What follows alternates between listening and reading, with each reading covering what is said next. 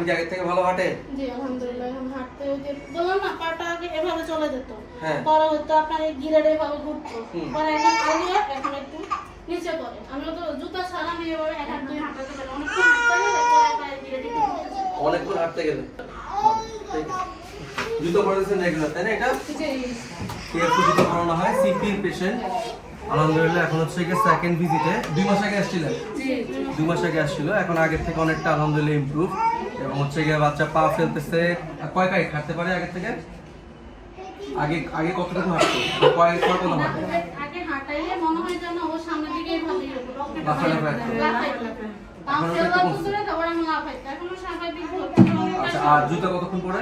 জুতা দিনে 6 ঘন্টা করা পরে 6 ঘন্টা পরে। আচ্ছা, ব্যায়াম করাইতেছেন রেগুলার? ব্যায়াম করানো ব্যায়াম মানে ওটা সব আলহামদুলিল্লাহ সিপির বাচ্চা এখন হচ্ছে গিয়ে রেগুলার জুতা পরতেছে, ওষুধ খাচ্ছে, থেরাপি চলতেছে।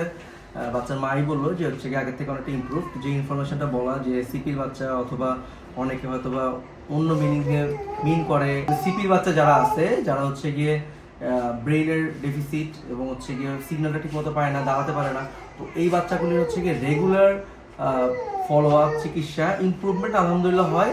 কারো একটু আস্তে, কারো একটু বেশি কম, কিন্তু হচ্ছে গিয়ে যেই জিনিসটা সেটা হচ্ছে প্রোগ্রেস রেট যেহেতু অনেক স্লো, হচ্ছে গার্জিয়ানদেরকে হতাশ হলে চলবে না।